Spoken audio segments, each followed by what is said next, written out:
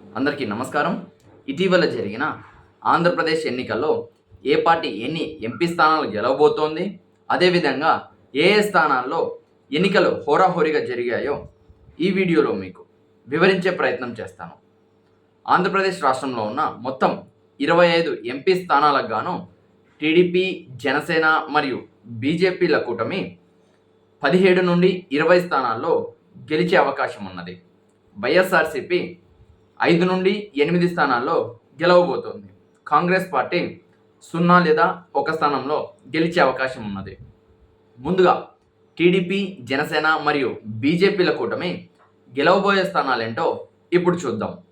శ్రీకాకుళం, విజయనగరం, విశాఖపట్నం, అనకాపల్లి, అమలాపురం, నర్సాపురం, కాకినాడ, రాజమండ్రి, మచిలీపట్నం, విజయవాడ, గుంటూరు, నరసరావుపేట, బాపట్ల, నెల్లూరు, చిత్తూరు, హిందూపూర్ మరియు అనంతపూర్లలో కూటమి అభ్యర్థులు గెలవబోతున్నారు.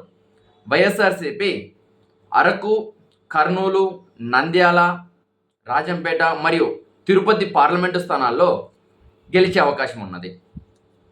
ఒంగోలు, ఏలూరు మరియు కడప పార్లమెంటు స్థానాల్లో ఇరు పార్టీల మధ్య ఎన్నికలు చాలా హోరాహోరీగా జరిగాయి.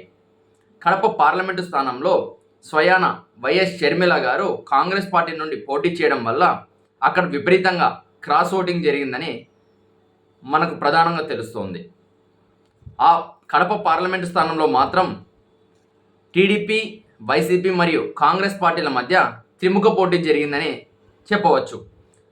కడప పార్లమెంటు స్థానంలో ఎవరు గెలవబోతున్నారనే విషయాన్ని మరో 4 రోజులు వేచి చూడాల్సిన పరిస్థితి నెలకొంది. ధన్యవాదాలు.